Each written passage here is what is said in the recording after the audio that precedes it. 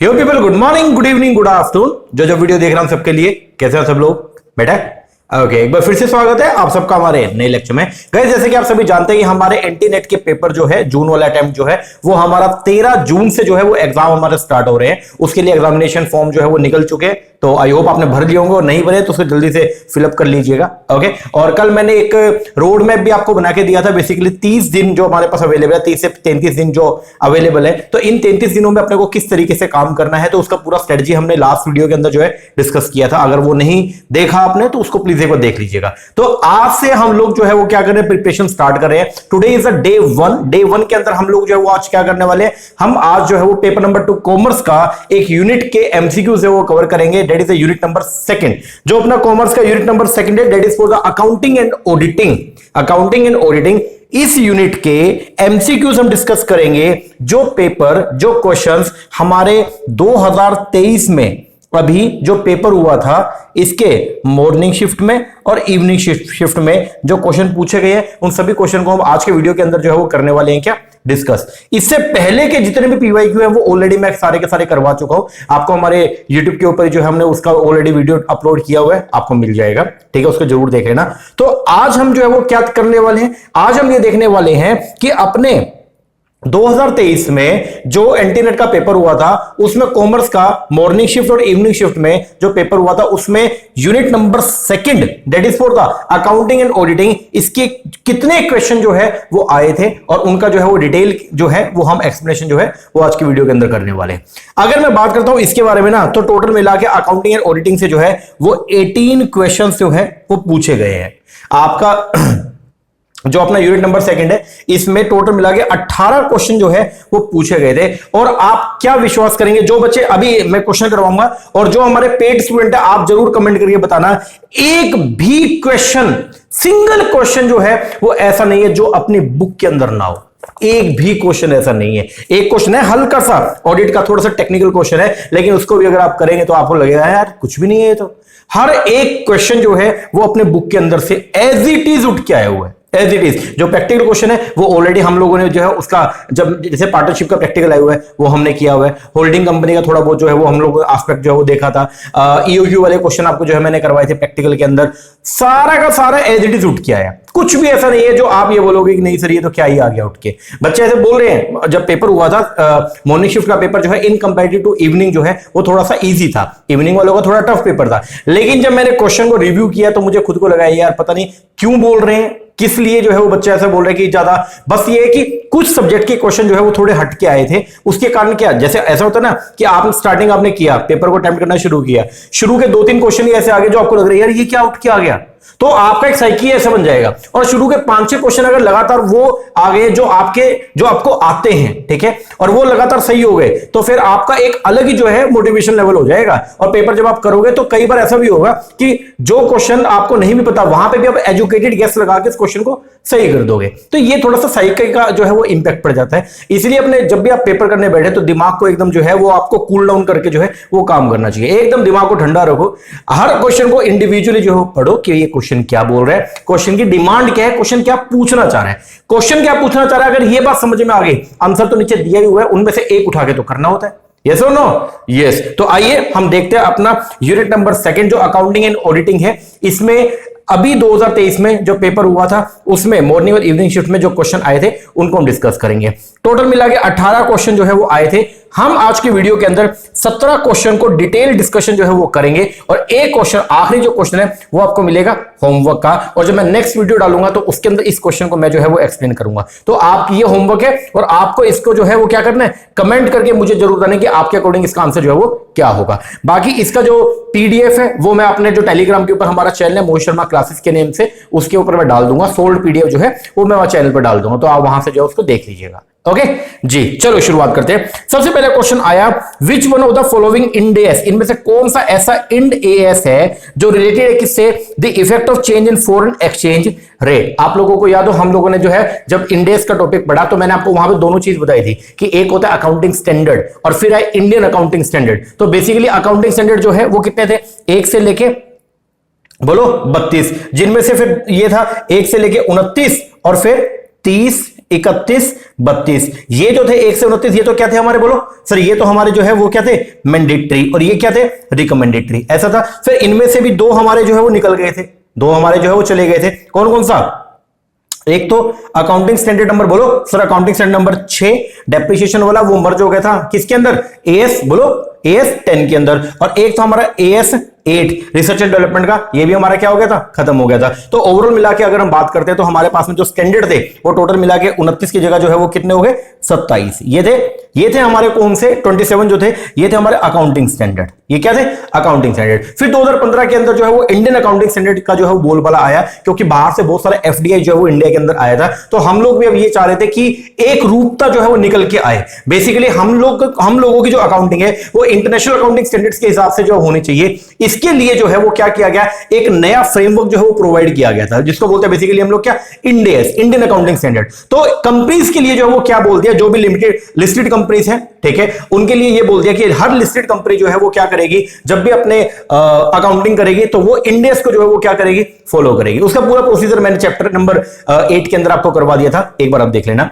तो ओवरऑल मिला के अगर बात करते हैं तो ये जो हमारा 1 से लेके 29 जो हमारे अकाउंटिंग स्टैंडर्ड थे, इनमें एक हमारा हुआ करता अकाउंटिंग स्टैंडर्ड नंबर 11, जिसका नाम था effect of change in foreign exchange rate. अब इसको जो है वो यहां से क्या कर दिया, कन्वर्ट। जब इंडेस बनाया गया तो इसकी जगह पे, ये तो था आपका अकाउंटिंग स्टैंडर्ड नंबर 11, इसकी जगह पे इंडेस है वो क्या डाला गया, इंडेस 21। इंडेस 21 जो है उसके अंदर प्रोविजन डाला गया कि कोई भी कंपनी, ध्यान देना, कोई भी कंपनी अगर इंपोर्ट एक्सपोर्ट के अंदर जो है वो क्या है, एंगेज है, अगर आप जो है बाहर से कोई सामान मंगाते हैं या बाहर सामान भेजते हैं, जिससे आपके डेटर क्रेडिटर जो है वो क्या होते हैं, आपके डेटर और क्रेडिटर जो है वो अराइज होते हैं, तो उस केस के अंदर आप अकाउंटिंग कैसे करोगे, क्योंकि बाहर अगर आप सामान बेचते हो या बाहर से मंगाते हो तो पेमेंट किस में होगा, फॉरेन करेंसी में, और फॉरेन करेंसी का जो रेट है वो क्या करता है, फ्लक्चुएट। तो किस तरीके से आपको जो है वो क्या करनी होती है, अकाउंटिंग करनी होती है, ये सब अकाउंटिंग प्रोसीजर कहां लिखा हुआ है, एएस 11 में। और जो अब इंडेस के अंदर उसका नंबरिंग क्या हो गया, इंडेस 21। तो इंडेस 21 जो है वो किसकी बात करते हैं,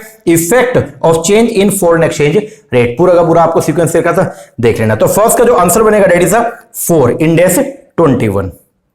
चलो जी, सेकंड क्वेश्चन बोलता है पॉलिसी ऑफ प्लेइंग सेफ। ध्यान देना, policy of playing safe. Playing safe मतलब हम सेफ चलना चाहते हैं, बिल्कुल ही हम जो है वो क्या, सेफ चलना चाहते हैं। सेफ से याद आया, चैप्टर नंबर 1 के अंदर बताया था प्लेइंग सेफ का मतलब जो है वो क्या होता है, प्रूडेंस।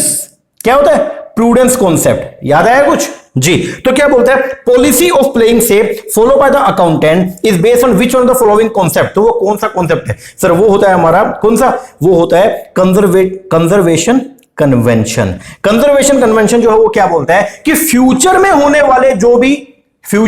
वाले जो भी लॉसेज है, या फ्यूचर में मेरे जो भी जो है मुझे मान लीजिए अगर कोई भी लॉस होगा, या कोई भी अगर मान लो फ्यूचर के अंदर मेरा कोई एक्सपेंस होगा, तो उसकी प्रोविजनिंग मैं आज ही कर लूंगा, और फ्यूचर में मिलने वाली इनकम को मैं तब तक रिकॉर्ड जो है वो नहीं करूंगा जब तक वो मुझे एक्चुअल के अंदर रियलाइज ना हो जाए। तो इसको बोलते हैं क्या, प्रिंसिपल ऑफ कंजर्वेशन, कंजर्वेटिज्म बोलते हैं, या इसी को बोलते हैं हम लोग क्या, प्रूडेंस। और ये किस पॉलिसी के ऊपर बेस्ड है, that is the playing safe policy. तो प्लेइंग सेफ पॉलिसी जो है वो क्या बोलती है, नीचे मैंने लिखा, प्लेइंग सेफ का मतलब जो है वो क्या, कि जो भी, ध्यान देना, जो भी फ्यूचर में होने वाले लॉसेस हैं उनके लिए प्रोविजन तो आज ही बना लो। मतलब फ्यूचर में मुझे लगता है कि मेरा नुकसान हो सकता है, उसके लिए तो आज ही प्रोविजनिंग जो है वो क्या कर लो, क्रिएट कर लो। और अगर मुझे लग रहा है फ्यूचर में मेरी कोई इनकम होगी, उसको तब तक रिकॉर्ड मत करना, उसके प्रोविजनिंग तब तक मत क्रिएट करना जब तक वो एक्चुअल के अंदर रियलाइज ना हो जाए। तो क्या बोलते हैं, फ्यूचर में जो भी मिलने वाली इनकम है उसे तब तक रिकॉर्ड नहीं करेंगे जब तक वो एक्चुअल के अंदर रियलाइज ना हो जाए। तो इस पॉलिसी को बोलते हैं हम लोग क्या, प्लेइंग सेफ। तो प्लेइंग सेफ का मतलब जो है वो क्या हो गया, कंजर्वेटिज्म। ठीक है, तो कंजर्वेशन कन्वेंशन, ये इसी को बोलते हैं हम लोग क्या, प्रूडेंस। इस कॉन्सेप्ट को बोलते हैं हम लोग क्या, प्रूडेंस। चलो जी, थर्ड बोलते हैं एक्स और वाई पार्टनर थे in a firm sharing profit in the profit and loss किस रेशियो में, 4:5। तो एक्स और वाई पार्टनर थे और प्रॉफिट एंड लॉस जो वो शेयर करते थे 4:5 में। मतलब ये इनका जो है वो क्या हो गया, old ratio. This is their old ratio. आगे एक्स ने सरेंडर कर दिया 1/4 of his share and Y ने सरेंडर कर दिया 1/5 of his share in favour of Z. एक नया पार्टनर है जेड, और एक्स ने जो है वो अपने हिस्से का 1/4 मतलब 25% दे दिया किसको, जेड को, और वाई ने अपने हिस्से का 1/5 मतलब 20%, अपने हिस्से का 20% जो है वो दे दिया किसको, जेड को। जेड जो कि एक नया पार्टनर था। अब आपको यहां पे जो है वो बताना है क्या, न्यू प्रॉफिट शेयरिंग रेशियो। बताओ निकाल सकते हो क्या? यस सर, बहुत इजी है, सिंपल सी बात है सर। एक्स और वाई का ओल्ड रेशियो जो है वो क्या था? 4:5। ओके, एक्स ने अब कितना सेक्रीफाइस किया? सेक्रीफाइस मेड बाय पार्टनर की अगर बात करें तो सर एक्स ने यहां पे सेक्रीफाइस किया कितना? 1/4। किसका? अपने शेयर का। एक्स का शेयर था कितना? एक्स का था 4/9। यस और नो? यस सर, 4/, तो इसने एक्स ने 4/9 का अपने हिस्से का 1/4 क्या कर दिया? सरेंडर कर दिया। तो 4/9 का 1/4 कितना गया? 1/9। और वाई ने अपने शेयर का कितना? वाई ने अपने शेयर का जो है वो कितना? 1/5। वाई का शेयर कितना था?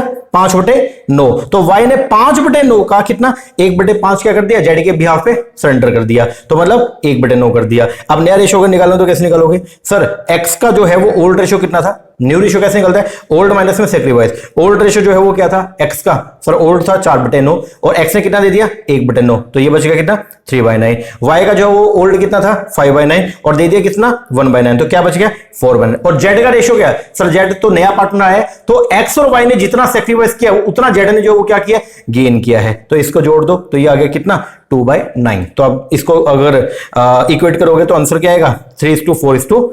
तो 3 4 2 इज द थर्ड का आ गया आपका फर्स्ट। कितना सिंपल क्वेश्चन है ये क्वेश्चन, जो आपके +2 के अंदर आपने पढ़ा हुआ है, ये आपके एंटी नेट के अंदर उठ के है। क्या बोलूंगा यार मैं। चलो भाई आ गया, आओ। नेट प्रॉफिट आफ्टर टैक्स जो है वो दे रखा था एक फर्म का कितना? 1 लाख रुपया। कितना है? 1 लाख। और फिक्स इंटरेस्ट चार्जेस जो है वो दे रखे थे लॉन्ग टर्म डेट पे कितना? 20,000। What is the interest coverage ratio if the rate of income tax है वो कितने? 60%। आपको क्या अवेलेबल है पहले मुझे ये बताओ सर। हमको दे रखा है नेट प्रॉफिट आफ्टर टैक्स, मतलब ये जो है वो क्या है? नेट प्रॉफिट आफ्टर टैक्स दे रखा है, मतलब इस प्रॉफिट के अंदर से जो है वो क्या क्या माइनस है सर? इसमें से टैक्स भी माइनस कर रखा है और इसमें से हम लोगों ने जो है वो माइनस कर रखा है किसको? इंटरेस्ट चार्जेस को भी। यस और नो? Yes sir. अब आपको यहां पे निकालना है इंटरेस्ट कवरेज रेशियो। सबसे पहले मुझे ये बताओ सर, इंटरेस्ट कवरेज रेशियो क्या होता है? सर इंटरेस्ट कवरेज रेशियो का मतलब ये होता है कि हमारा जो नेट प्रॉफिट है before interest and before tax वो कितने टाइम्स है। इंटरेस्ट कवरेज रेशियो हमेशा निकलता है किसमें? टाइम्स में। तो इंटरेस्ट कवरेज रेशियो बेसिकली हमको यह शो करता है कि कंपनी का जो net profit before tax and before interest है वो कितने टाइम्स है किसका? उसके इंटरेस्ट चार्ज का। अब आपका खर्चा जो है वो आ रहा है मान लो 20,000 और आपका नेट प्रॉफिट जो है वो निकल के आया, मान लीजिए एग्जांपल के तौर पे net profit before tax and before interest आपका नेट प्रॉफिट निकल के आया 2 लाख। तो मैं यहां पे क्या इसको इंटरप्रेट क्या करूंगा? मैं बोलूंगा कि कंपनी का इंटरेस्ट का खर्चा तो है कितना? 20,000, लेकिन कंपनी के पास में जो है वो कितने गुना जो है वो प्रॉफिट अवेलेबल पड़ा है? वो है 10 गुना, क्योंकि हमारे पास 2 लाख रुपए पड़ा है या नहीं है? Yes sir. तो इंटरेस्ट कवरेज रेशियो का फॉर्मूला पहले तो ये हो गया ईबीआईटी अपॉन में, ईबीआईटी बोले तो earning before interest and tax upon में टोटल इंटरेस्ट एक्सपेंडिचर। ओके जी सर। अब ईबीआईटी आपको निकालना है earning before interest and tax, जबकि आपको दे क्या रखा है? आपको दे रखा है नेट प्रॉफिट मतलब अर्निंग आफ्टर टैक्स, और अगर ये आफ्टर टैक्स है तो इसका मतलब इंटरेस्ट भी इसमें से माइनस होगा। यस, तो पहले अपने को ईबीआईटी चाहिए। आओ जी एक बार, earning before interest and tax में से जब हम माइनस करते हैं इंटरेस्ट को तो निकलता है ईबीटी, माइनस करते हैं टैक्स को तो निकलता है ईएटी। आपको ये दे रखा है कितना? 1 लाख। और टैक्स का रेट बता दिया, टैक्स का रेट जो है वो कितना है? 60%। टैक्स कितना? 60। अगर टैक्स जो है वो 60% है तो ये जो बचा, अगर टैक्स ये अगर 60% है तो ये जो बचा ये कितना बचा? 40%। जो 1 लाख आपके पास में टैक्स को घटा के आया ये कितने परसेंट का वैल्यू है? 40% का। तो आप क्या करो, इसको निकाल लो। अगर 1.5 लाख जो है, सॉरी 1 लाख, अगर 1 लाख रुपए जो है वो 40% का वैल्यू है तो 100% का निकाल लो, इंटू में 100 करूंगा तो ये आ जाएगा कितना? 2.5 लाख। यस और नो? यस सर, ये आ गया मेरा कितना? 2.5 लाख। और इंटरेस्ट कितना है? 20। इसके अंदर अगर मैं इसको क्या कर दूं? ऐड कर दूं तो निकल आएगा मेरा कितना? Earning before interest and tax कितना आ गया? 2,70,000। तो ये 270 क्या आ गया? ये वो प्रॉफिट आ गया जिसमें से ना तो टैक्स माइनस किया हुआ है और ना ही इंटरेस्ट माइनस किया हुआ है। तो ये आ गया कितना? 2,70,000। अपॉन में क्या करना है सर? 2,70,000 डिवाइड में करेंगे, इंटरेस्ट चार्ज कितना है? 20,000। तो ये आ जाएगा 13.5 टाइम 13.5। ये है जी आपका 13.5 गुना हमारे पास में जो है वो क्या अवेलेबल है? प्रॉफिट अवेलेबल है। तो ये इस तरीके से निकलता है आपका interest coverage ratio. Chapter number 6 जो था हमारा उसके अंदर ये करवा रखा है। चलो आ गया नेक्स्ट क्वेश्चन। अगला क्वेश्चन जो है वो क्या बोलते हैं? Question number 5, which of the following are not assumption. इनमें से कौन सी अजम्पशन नहीं है किसका? मार्जिनल कॉस्टिंग का। इनमें से कौन सा मार्जिनल कॉस्टिंग का अजम्पशन नहीं है? आपको यह बताना है। देखो सबसे पहला बोलते हैं टोटल कॉस्ट को हम सेग्रीगेट कर सकते हैं फिक्स और वेरिएबल में। Yes sir no? Yes sir, total cost को हम लोग जो है वो क्या कर सकते हैं? सेग्रीगेट कर सकते हैं फिक्स और वेरिएबल में। ये है, ऐसा होता भी है कि टोटल कॉस्ट में 2 कंपोनेंट होते हैं, एक होता है फिक्स कॉस्ट, एक होती है कौन सी? वेरिएबल। तो ये तो अजम्पशन है, दूसरा, fix cost per unit of production remain constant. जो फिक्स कॉस्ट है वो पर यूनिट कांस्टेंट होती है। Sir fix cost in totality constant होती है। नीचे लिखा भी है मैंने कि fix cost in totality total में कांस्टेंट होती है, लेकिन जैसे जैसे आप प्रोडक्शन को क्या करोगे, बढ़ाओगे, वैसे वैसे फिक्स कॉस्ट पर यूनिट क्या होती रहेगी, रिड्यूस। एग्जांपल के तौर पे अगर मान लो आपकी कंपनी जो है उसमें फिक्स कॉस्ट थी 1000 रुपए, कितनी थी, 1000 रुपए। अगर आप जो है वो 1 यूनिट बनाते थे तो फिक्स कॉस्ट पर यूनिट जो है वो कितनी निकल के आ रही है, 1000 रुपए। अब कल को अगर आप 2 यूनिट बनाओगे तो फिक्स कॉस्ट पर यूनिट कितनी निकल के आ रही है, सर 500 हो गई ना। कैसे कैसे, सर देखो टोटल फिक्स कॉस्ट थी मेरी कितनी, 1000, और ये फिक्स कॉस्ट कितने पे आ रही है, 2 यूनिट पे आ रही है, तो कितनी होगी, 500। वही अगर आप 4 बनाओगे, 4 यूनिट अगर आप प्रोड्यूस करोगे तो फिक्स कॉस्ट पर यूनिट बताओ कितनी होगी, सर 1000 को डिवाइड कर दो 4 से तो ये आ गई 250। यस और नो, यस सर। तो मुझे ये बताइए क्या इन टोटलिटी अगर फिक्स कॉस्ट कांस्टेंट है या घटती है, sir in totality fix cost जो है वो क्या होती है, कांस्टेंट। लेकिन जैसे जैसे नंबर ऑफ क्वांटिटी हम क्या करेंगे, इंक्रीज करेंगे, वैसे वैसे फिक्स कॉस्ट पर यूनिट जो है वो क्या होता रहेगा, रिड्यूस होती जाएगी। तो इसका मतलब जो हो क्या निकल के आया, ये जो सेकंड जो असम्पशन है ये ठीक है या गलत है। फिक्स कॉस्ट पर यूनिट की बात हो रही है, कांस्टेंट होती है, नहीं सर वो डिक्रीजिंग होती है। तो ये आपका गलत, मतलब कौन सी असम्पशन है, तो मतलब एक तो हो गया बी, ये असम्पशन नहीं है। दूसरा, variable cost remain constant per unit of output, ये बात बिल्कुल सही है। जो वेरिएबल कॉस्ट है वो पर यूनिट ऑफ आउटपुट जो वो क्या होती है, कांस्टेंट होती है, ये बात जो है सही है। फिर सेलिंग प्राइस पर यूनिट जो है वो अनचेंज होता है, ये भी बात एकदम सही है। Variable cost is variable per unit, variable cost जो है वो वेरिएबल होती है per unit, sir per unit नहीं होती। इन टोटलिटी वेरिएबल कॉस्ट जो है वो फ्लक्चुएट करती है, लेकिन per unit, but per unit variable cost जो है वो क्या होती है, कांस्टेंट होती है। वो क्या होती है, कांस्टेंट होती है। तो ये आपका गलत हो गया। इसका मतलब आंसर जो है वो क्या है, B and E. B and E बोल दो सेकंड। कर सकते हो क्या, यस और नो, यस सर। चलो आगे बढ़ते हैं, नेक्स्ट क्वेश्चन। अगला क्वेश्चन आया, which of the following transaction are related to the financing activity. इनमें से कौन सी ट्रांजैक्शन रिलेटेड है किससे, फाइनेंसिंग एक्टिविटी, मतलब कैश फ्लो स्टेटमेंट की बात यहां पे जो है वो की जा रही है। कैश फ्लो स्टेटमेंट के अंदर सबसे पहले नंबर पे है यहां पे देखो, share issue for cash. Share अगर आपने इशू के कैश में, तो ये क्या फाइनेंसिंग का पार्ट है, यस सर। ये किसका पार्ट है, फाइनेंसिंग का। ये भी है। डिविडेंड डिस्ट्रीब्यूट किया शेयर होल्डर को, अगर शेयर होल्डर को डिविडेंड डिस्ट्रीब्यूट करोगे तो ये भी सर फाइनेंसिंग का पार्ट है, यस। सेल ऑफ मशीन को अगर सेल कर दिया, ये किसका पार्ट है, सर ये इन्वेस्टिंग एक्टिविटी का पार्ट है, तो ये इसमें नहीं आएगा। रिडेम्पशन डिवेंचर को पहले इशू किया था, उसके बाद में आपने डिवेंचर होल्डर को उनका पेमेंट वापस कर दिया, तो ये किसका पार्ट है, ये भी फाइनेंसिंग का पार्ट है। प्रोविजन फॉर डेप्रिसिएशन के लिए कोई प्रोविजन ना है, ये किसका पार्ट है, सर ये ऑपरेटिंग एक्टिविटी का पार्ट है। तो कौन सी ऐसी ट्रांजैक्शन थी जो रिलेटेड थी किससे, फाइनेंसिंग से, वो कितनी है, A B and D. A B D बोलो तो थर्ड, खत्म। चलो चलो चलो भाई, चलो नेक्स्ट क्वेश्चन पे। यहां पे आपको दे रखे हैं कुछ इशू और यहां दे रखा है उनका डिस्क्रिप्शन। आपको इनको जो है वो क्या करना था, मैच करना था। क्या करना आपस में, मैच। सबसे पहले आता है cut off procedure. Cut off procedure जो है वो क्या बोलता है, सर कट ऑफ प्रोसीजर जो ये बोलता है, यहां पे हम चेक करते हैं कि क्या जितने भी आपके एसेट और लायबिलिटी है क्या उनको एप्रोप्रिएट पीरियड पे जो रिकॉर्ड किया गया है, नहीं। तो ए का तो हो गया।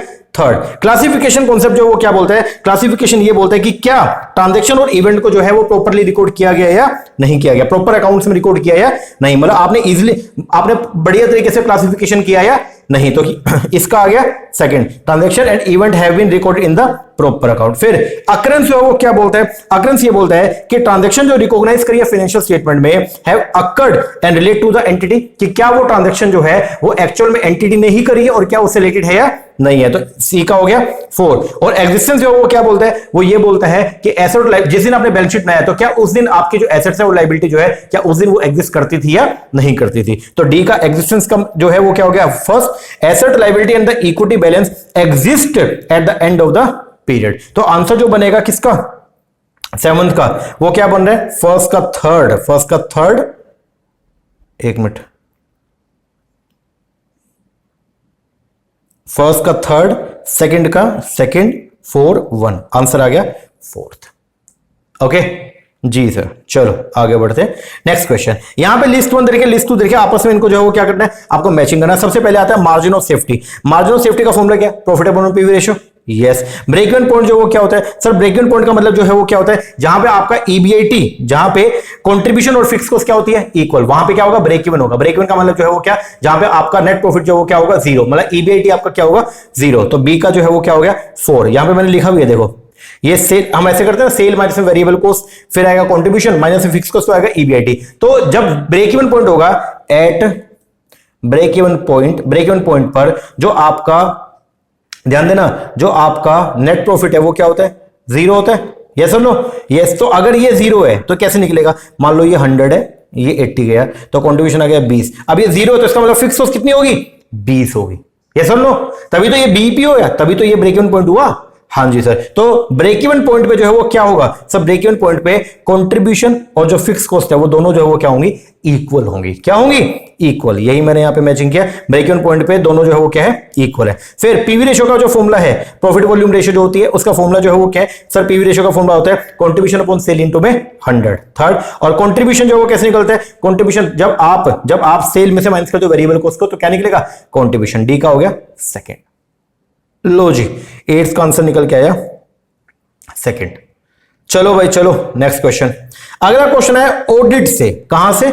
ऑडिट से। ये क्वेश्चन थोड़ा सा टेक्निकल था, जो मैं मान सकता हूं कि हाँ अगर आपका गलत हुआ भी हो तो शायद कुछ बच्चों का गलत, लेकिन अगर आपने माइंड लगा के अगर काम किया ना तो नहीं हो सकता है। चलो देखते हैं। बोलता है अरेंज करो in the proper sequence the following benefit available to information system auditor who use the CAAT. जो पर्सन कैट कर रहा है, मतलब कंप्यूटर एप्लीकेशन जो है, कंप्यूटर के जरिए जो आपके बेसिकली आप रिकॉर्ड्स को मेंटेन करते हैं, ठीक है, हम आपके इंफॉर्मेशन सिस्टम की क्या करते हैं? ऑडिट करते हैं। और वो बेसिकली ऑडिट की जाती है देखने के लिए कि जो डेटा आपका अवेलेबल है ई फॉर्म के अंदर, क्या वो सिक्योर है या नहीं है। बेसिकली आपके कंप्यूटर सिस्टम की हम क्या करने वाले हैं? ऑडिट करने वाले हैं। अब यहां पे देखना, पहले तो मैंने यहां पे इसको लिखा, अरेंज करना था आपको, मैंने यहां पे लिखा है देखो, arrange in the proper sequence. ठीक है, किसको? Information system auditor. अब इंफॉर्मेशन सिस्टम ऑडिट जो होती है, द पर्पस जो होता है ना आईटी ऑडिट का, इंफॉर्मेशन टेक्नोलॉजी ऑडिट या इंफॉर्मेशन सिस्टम की जो ऑडिट होती है, उसका जो मेन पर्पस है वो ये डिटरमाइन करना होता है कि क्या ये जो कंट्रोल आपने लगा रखे हैं, जो आईटी के ऊपर, जो इंफॉर्मेशन सिस्टम के ऊपर जो आपने कंट्रोल प्रोसीजर जो लगा रखे हैं, are used to secure information assets are working properly और नोट, कि क्या वो कंट्रोल जो आपने लगा रखे हैं सिक्योर करने के लिए, जो डेटा आपका, जो डेटा वर्चुअल फॉर्म के अंदर आपके पास में क्या था? अवेलेबल था, उस डेटा को सिक्योर करने के लिए जो भी आपने प्रोसीजर लगा रखे हैं, क्या वो प्रोसीजर करंट में वर्किंग के अंदर है या नहीं है। इस चीज को चेक करने के लिए बेसिकली की जाती है क्या? Information system audit. Basically system की ऑडिट करते हैं। अब इसके आपको जो है वो क्या दे रखे? कुछ स्टेप दे रखे जिनको आपको देखना है। सबसे पहले नंबर पे यहां पे क्या है देखो, चेक सस्पेक्टेबिलिटी टू थ्रेट। सबसे पहले हम क्या करते हैं आईटी ऑडिट के अंदर जो है वो हम सबसे पहले जो है वो देखते हैं कि सस्पेक्टेबिलिटी टू थ्रेट हम जो है वो क्या करते हैं? चेक करते हैं कि क्या कोई खतरा तो नहीं है, क्या जो डेटा मेरा अवेलेबल है उसमें कोई खतरा नहीं है। इसके लिए हम करते हैं क्या? Risk based assessment. ठीक है, तो यहां पे मैंने लिखा बिकॉज सेंसिटिव डेटा, जो सेंसिटिव डेटा होता है ना किसका? कस्टमर का, and employees are vulnerable through the IT system, क्योंकि वो उसका फ्रॉड होने के चांसेस जो वो ज्यादा रहते हैं। तो इसलिए हम लोग यहां पे सबसे पहले चेक करते हैं कि जो डेटा हमारे पास अवेलेबल है, जो डेटा कंपनी के पास अवेलेबल है, सिस्टम के अंदर पड़ा है, क्या उसको कोई खतरा तो नहीं है। फिर दूसरे नंबर पे हम कंपनी के जो सिस्टम्स होते हैं उनको क्या करते हैं? इवेल्युएट करते हैं। इवेल्युएट करते हैं सिस्टम को क्या करने के लिए? एंश्योर करने के लिए कि जो सिस्टम है वो फंक्शनिंग एफिशिएंटली, बढ़िया तरीके से फंक्शन कर रहा है या नहीं, and is meeting all the objective. और जिस पर्पस के लिए आपने वो पूरा सिस्टम को डेवलप किया था, क्या वो सिस्टम, क्या वो सारे पर्पस को जो है वो सोल्व कर रहा है या नहीं कर रहा। फिर हम चेक करते हैं डेटा सिक्योरिटी। इसमें हम एंश्योर करते हैं safety of the sensitive data from all kind of threat, किसी भी तरीके का खतरा है उस खतरे से अपने आप को बचाने के लिए हम ये काम करते हैं। फिर बोस्टर कंट्रोल, हम ये भी देखते हैं कि यहां पे हम जो है वो सिर्फ आइडेंटिफाई नहीं करते कि कंट्रोल है या नहीं है, हम बल्कि उसको इवेल्युएट भी करते हैं कि कंपनी ने जो चेक्स लगा रखे हैं क्या वो चेक एक्चुअल के अंदर भी काम कर रहे हैं या नहीं कर रहे हैं। उसको बोलते हैं बोस्टर करना, किसको? कंट्रोल को, मतलब कंट्रोल को इवेल्युएट करना। तो क्या बोलते हैं आईटी ऑडिट के अंदर will not only assess risk, यहां सिर्फ रिस्क का असेसमेंट नहीं करते, ये नहीं देखते कि खतरा क्या है, बल्कि हम यहां पे आइडेंटिफाई करते हैं और इवेल्युएट करते हैं किसको? कंट्रोल को। एंड इनइफेक्टिव और इनएडिक्वेट laid out control can be restructure और रीइन्फोर्स, और जो भी अपने को लगता है कि कोई इनएडिक्वेट कंट्रोल प्रोसीजर हमने लगा रखा है उसको हम क्या करते हैं? रीस्ट्रक्चर करते हैं। और लास्ट में हम डेवलप करते हैं क्या? एक आईटी गवर्नेंस को भी क्या करते हैं? डेवलप करते हैं। इसमें हम जो है वो क्या करेंगे? एक पर्सन को अपॉइंट करेंगे एज ए लीडर के तौर पे, एक पूरा फ्रेमवर्क बनाएंगे एंटिटी का, प्रैक्टिसेस जो है वो स्टार्ट करेंगे that will make certain that IT of the entity support and continue the plan of action and goal of the organisation. इसके लिए हम लोग जो पूरा एक गवर्नेंस प्रोसीजर जो है वो क्या करते हैं? डेवलप करते हैं। तो ये सब जो है ये हमारा बेसिकली जो है प्रोसेस भी होता है और ये हमारे एडवांटेज भी है किसका, जब आप इंफॉर्मेशन सिस्टम का ऑडिट करवाते हैं। तो ये सेम सीक्वेंस के अंदर ही होता है, तो इसको आप लर्न भी कर जाना। तो आंसर जो बनेगा इसका वो क्या बनेगा, ABCDE थर्ड। चलो जी आगे नेक्स्ट बोलता है व्हेन दो आपको स्टेटमेंट दे रखी है और आपको इनको देख के और नीचे कुछ आपको आंसर है बताना है इनमें से कौन सा सही है कौन सा गलत है।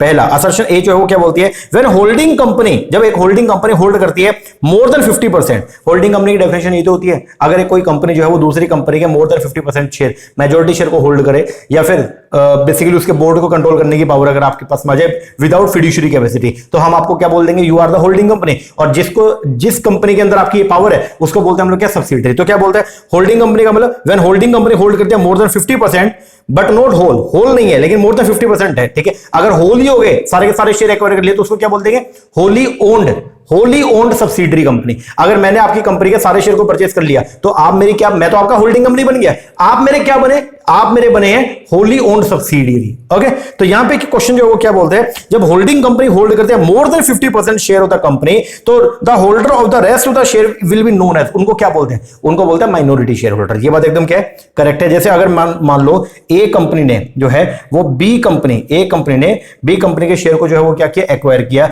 और 70% शेयर एक्वायर कर लिए, तो 30% शेयर होल्डर जो बचे ना ये कौन है, इनको बोलते हैं हम लोग क्या, माइनॉरिटी शेयर होल्डर। क्या बोलते हैं, माइनॉरिटी शेयर होल्डर। तो सब्सिडरी कंपनी के, ध्यान देना, सब्सिडरी कंपनी के वो शेयर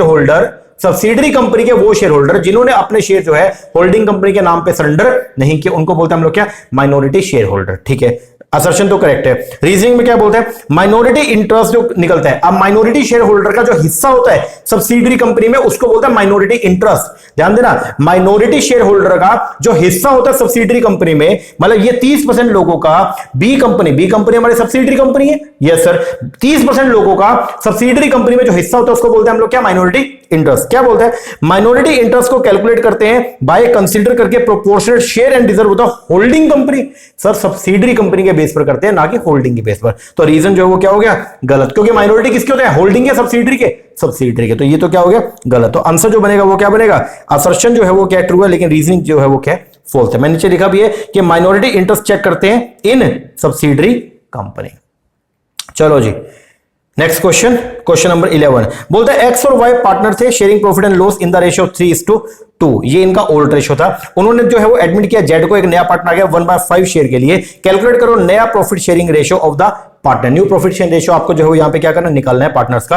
एक्स और वाई किस में थे, 3:2 में, जेड आ गया किसके लिए, 1/5 के लिए। तो अब यहां पे कैसे निकालते हैं, अगर मान लो नए पार्टनर का सिर्फ शेयर दे दिया और कुछ भी ना बोले तो हम क्या करेंगे, हम मानेंगे let total number of share जो है वो कितना 1 और नए पार्टनर का कितना है 1/5, तो रिमेनिंग कितना रहेगा 1 माइनस में 1/5 तो बोले तो 4/5। तो हम फिर अब ये जो रिमेनिंग शेयर बच गया हम ये उम्मीद करते हैं कि इस रिमेनिंग शेयर को ओल्ड पार्टनर जो अपने ओल्ड रेशियो के अंदर डिस्ट्रीब्यूट कर लेंगे। तो 4/5 को कैसे करेंगे, 3/2 में। तो एक्स को क्या मिलेगा, एक्स को मिलेगा 4/5 का 3/5 और वाई को क्या मिलेगा 4/5 का 2/5। ये 3/5 या 2/5 ये क्या है, ये है जी इनका ओल्ड रेशियो, ये इनका क्या है, ओल्ड रेशियो। ओके जी, तो x को मिलेगा 12/25, y को मिलेगा 8/25। अब इसको आप इक्वेट करेंगे तो कैसे करोगे, 12/25, 8/25 और 1/5। y का जो है वो कितना था, z का कितना था 1/5। तो इसको अगर आप इसका एलसीएम लोगे तो ये आ जाएगा अपना 12, 8 और 5। तो आंसर जो बना x y z का वो कितना बना 12, 8 और 5 बोल दो फर्स्ट।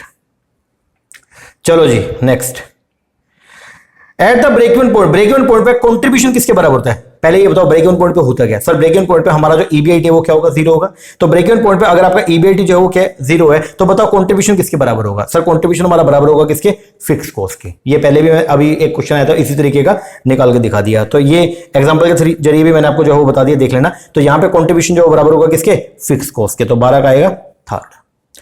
चलो next question, Which one of the following is not true? इनमें से कौन सी बात जो है वो सही नहीं है। पहला, कैपिटल एक्सपेंडिचर, कंपनी के अंदर जो भी खर्चा होता है उसको जनरली दो पार्ट में डिवाइड करते हैं, एक होता है कैपिटल, एक होता है कौन सा, रेवेन्यू। रेवेन्यू एक्सपेंडिचर वो होता है जो जनरली रेवेन्यू इनकम को जनरेट करने के लिए किया जाता है। कैपिटल एक्सपेंडिचर वो होता है जो लंबे समय तक, जिसका एडवांटेज आपको लंबे समय तक मिलेगा। और कैपिटल एक्सपेंडिचर का ट्रीटमेंट कहां होगा, बैलेंस शीट में। रेवेन्यू एक्सपेंडिचर का ट्रीटमेंट कहां होगा, P&L अकाउंट के अंदर। ऐसा होता है, यस सर। अब कुछ बातें बोल रखी है, आपको ये रिव्यू करना है। पहला बोलता है capital expenditure result in extra capacity. बात बिल्कुल सही है सर, जितना कैपिटल एक्सपेंडिचर आप ज्यादा करेंगे तो कंपनी का जो कैपेसिटी यूटिलाइजेशन है वो क्या हो जाएगा, बढ़ जाएगा, कैपेसिटी बढ़ जाएगी। सही है। फिर बोलता है capital expenditure result in benefit which will last for a long time. Capital expenditure से आपको वो फायदे मिलेंगे जो लंबे समय तक चलेंगे। ये बात भी सही है। फिर बोलता है capital expenditure result in the acquisition permanent asset. Capital expenditure किया जाता है किसके लिए, परमानेंट एसेट को एक्वायर करने के लिए। ये बात भी एकदम क्या सही है। फिर बोलता है हैवी एक्सपेंडिचर ऑन एडवर्टाइजमेंट। अगर आपने एडवर्टाइजमेंट के ऊपर कोई क्या कर दिया, खर्चा कर दिया in order to introduce a new product in the market. एक नया प्रोडक्ट, एग्जांपल के तौर पे आपको ये कैलकुलेटर था, ये कैलकुलेटर है केशियो का, आपने ये जो कैलकुलेटर है इसको जो है वो मार्केट में क्या करना है, प्रेजेंट करना है। और इसको प्रेजेंट करने के लिए आपने जो है वो बहुत सारा खर्चा कर दिया एडवर्टाइजमेंट का। ओके, आपने किसी फिल्म स्टार को बुला लिया, उससे ऐड करवा दिया। ठीक है। अब क्वेश्चन मेरा ये है, एडवर्टाइजमेंट के ऊपर अगर आप कोई खर्चा करते हैं, ठीक है, तो वो कैपिटल एक्सपेंडिचर है या वो रेवेन्यू है? सर वो तो पेंडल अकाउंट के अंदर जाएगा। यस और नो? यस। ऐसा हो सकता है कि आपने 5 साल के लिए खर्चा कर दिया डेफर्ड रेवेन्यू, लेकिन यहां पे कुछ नहीं बोला। तो अगर मान लो एडवर्टाइजमेंट पे अगर कोई भी आप खर्चा करते हैं तो जनरली उसको क्या ट्रीट करते हैं, रेवेन्यू। तो ये बात एकदम क्या है, करेक्ट है। तो कौन सी चीज जो है ये बात क्या है, रॉन्ग है। तो क्या बोलते हैं, हैवी एक्सपेंडिचर किया एडवर्टाइजमेंट कैंपेन पे in order to introduce a new product. तो क्या ये कैपिटल एक्सपेंडिचर है? नो। तो आंसर जो आएगा वो क्या आएगा, फोर्थ। चलो जी नेक्स्ट। एक इकोनॉमिक एंटरप्राइज, एक कंपनी है, कोई एंटरप्राइज है, ठीक है, उसको 90,000 क्वांटिटी जो है वो चाहिए हर साल। जो उसको 90,000 क्वांटिटी की रिक्वायरमेंट होती है। हर यूनिट की जो कॉस्ट है वो कितनी है, 3 रुपए पर ऑर्डर की। एक बार अगर आप ऑर्डर करते हैं तो उसकी जो कॉस्ट है वो कितनी है, 300 रुपए पर ऑर्डर। इन्वेंट्री की जो कैरिंग कॉस्ट है वो कितनी है, 6 रुपए पर यूनिट पर ईयर। आपको यहां पे ईओक्यू निकालना है। ईओक्यू का मतलब जो वो क्या होता है, इकोनॉमिक ऑर्डर क्वांटिटी। तो आपको इकोनॉमिक ऑर्डर क्वांटिटी जो है वो क्या करनी है, कंप्यूट करनी है। इकोनॉमिक ऑर्डर क्वांटिटी का फॉर्मूला होता है, वो क्या होता है, 2AO अपॉन में C का अंडर रूट। 2A का मतलब एनुअल रिक्वायरमेंट, O का मतलब ordering cost per unit, upon में C का मतलब जो है कैरिंग कॉस्ट पर यूनिट, उस पूरे का अंडर रूट। चलो जी, एनुअल रिक्वायरमेंट कितना था, 90,000। कॉस्ट पर यूनिट कितनी थी, 3 रुपए। ऑर्डरिंग कॉस्ट कितना, 300 रुपए। ठीक है। और इन्वेंट्री की जो कैरिंग कॉस्ट थी वो कितनी, 6 रुपए। ईओक्यू निकालो सर। ईओक्यू का फॉर्मूला होता है 2AO अपॉन में C।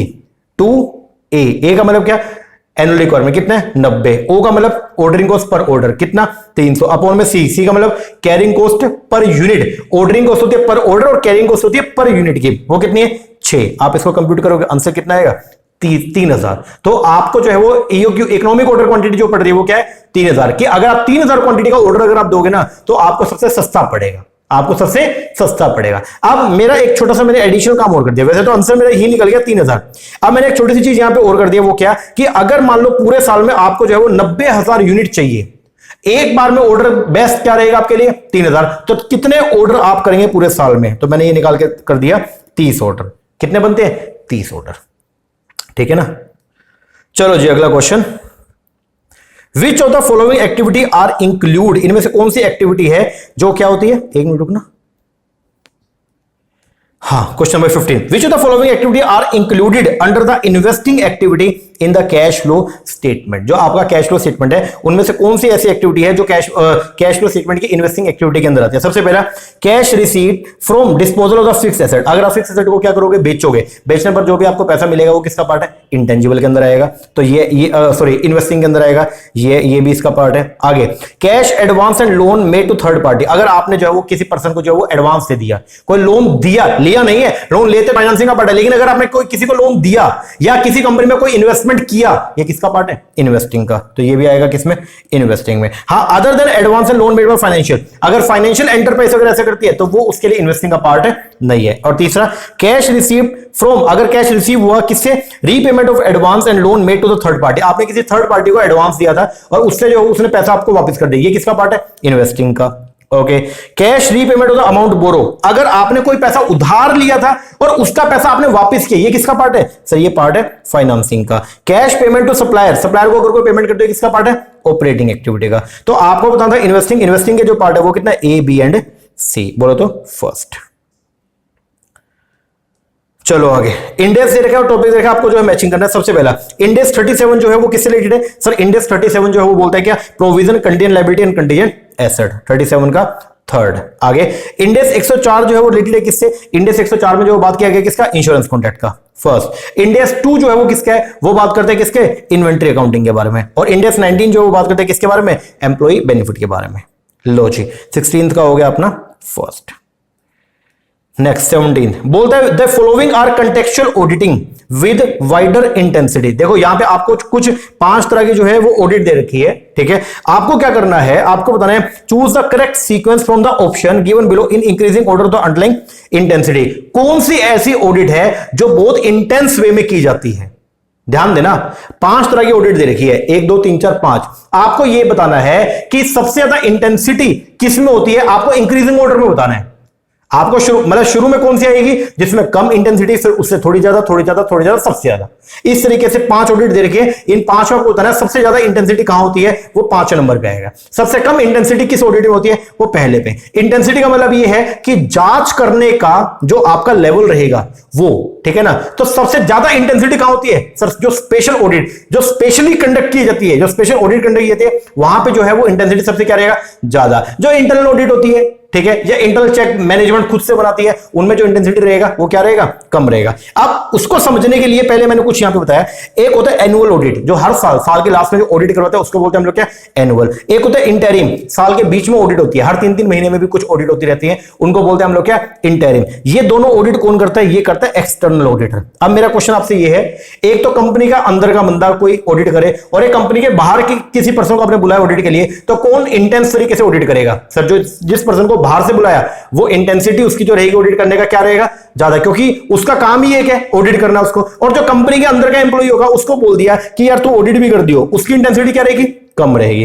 तो इंटरनल ऑडिट जो है वो कौन करता है, इंटरनल ऑडिटर, और यहां पे इसका इंटेंसिटी जो है वो क्या रहता है, कम। वही अगर बात करेंगे एनुअल ऑडिट का या इंटरिम ऑडिट का, यहां पे इंटेंसिटी क्या रहेगा, ज्यादा, ठीक है। अब 5 तरह की ऑडिट दे रखी है, इनमें आपको बस ये बताना है कि किस में इंटेंसिटी जो है वो ज्यादा और किस में क्या रहेगी, कम। तो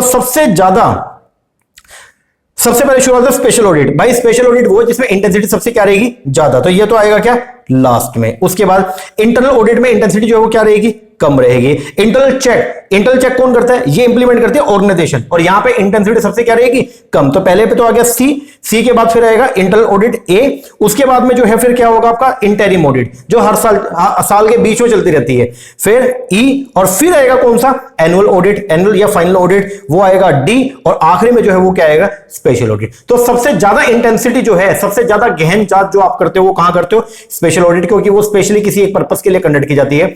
उसके बाद उससे थोड़ी कम होती है किसमें, फाइनल ऑडिट में। उससे थोड़ी सी कम होती है किसमें, क्योंकि देखो जब आपकी इंटरिम ऑडिट, साल के बीच में ऑडिट चल रही होती है, चाहे वो बाहर का बंदा करता है, फिर भी वहां थोड़ी बहुत गलती होती है तो भी उसकी कोई दिक्कत नहीं है, क्योंकि उसको मालूम है कि लास्ट में जाके जब मैं फाइनल ऑडिट करूंगा तो सारी मिस्टेक को मैं सही कर लूंगा, ठीक है। तो यहां इंटेंसिटी जो है इसके मुकाबले में थोड़ी क्या रहेगी, कम रहेगी। ओके, तो आंसर जो बनेगा वो क्या बनेगा, सी। ये मैंने कैसे कर दिया, सबसे पहले नंबर पे जो है आएगा इंटरनल चेक, इंटरनल चेक के बाद में जो है वो आएगा इंटरनल ऑडिट बी, फिर उसके बाद में आएगा इंटरिम ऑडिट, फिर आएगा आपका डी बोले तो एनुअल ऑडिट, मतलब फाइनल ऑडिट जो साल के लास्ट में होती है, और फिर आएगा स्पेशल ऑडिट। तो सबसे ज्यादा इंटेंसिटी जो देखने को मिलेगा कहां मिलेगा, स्पेशल ऑडिट में। तो आंसर बनेगा C B E D A बोले तो फर्स्ट। ये क्वेश्चन थे। अब एक आखिरी क्वेश्चन और है, ये आपके लिए होमवर्क, आप मुझे कमेंट करके बताएंगे कि इसका आंसर आपके हिसाब से क्या होगा। As per the information given below what is the correct material yield variance आपको बताना है। स्टैंडर्ड इनपुट दे रखे 100 किलो, स्टैंडर्ड यील्ड दे रखी है 90 किलो, ठीक है। Standard cost per KG of output दे रखे 20 रुपए, एक्चुअल इनपुट लगा है 200 किलो, एक्चुअल यील्ड है 182 किलो, और एक्चुअल कॉस्ट आई है 19 रुपए। आपको इसके हिसाब से बताना है मटेरियल यील्ड वेरिएंस, आपको ये जो है मुझे बताना है कमेंट करके। तो सभी बच्चे जो भी वीडियो देख रहे हैं प्लीज आपसे रिक्वेस्ट है कमेंट करके मुझे जरूर बताना, क्वेश्चन कैसे लगे कमेंट करके बताना। अगर एक्सप्लेनेशन आपको पसंद आई है और आपको लगा है कि हाँ सर ये तो बहुत ही इजी क्वेश्चन है, तो मुझे कमेंट करके जरूर बताइएगा। ओके जी सर, तो आज हम लोगों ने जो डिस्कशन किया हमारे 17 क्वेश्चंस को, 18वां क्वेश्चन आपको मैंने दिया है होमवर्क के लिए, आप इसको कीजिए। और अब हम नेक्स्ट वीडियो के अंदर जो है मिलेंगे और वहां पे पेपर नंबर 1 को भी जो है हम लोग शुरुआत करेंगे। तो टुडे इज डे नंबर 1, अभी शुरुआत हमारी हुई है। तो डे 1 के अंदर हम लोगों ने अकाउंट्स में जो भी प्रीवियस ईयर के अंदर जो क्वेश्चंस उठ के आए थे तो उनको हम लोगों ने डिस्कस किया। आपने अगर मुझसे बैच लिया हो तो शायद आपने नोट किया होगा कि एक भी क्वेश्चन अपनी बुक से अलग नहीं है, हर एक चीज जो है वो कहीं ना कहीं हमने लेक्चर्स के अंदर जो है वो डिस्कस किया हुआ था। ओके जी, चलो अभी के लिए आप तैयारी जो है वो करो बढ़िया तरीके से, बाकी मिलते हैं नेक्स्ट वीडियो में, तब तक के लिए थैंक यू वेरी मच।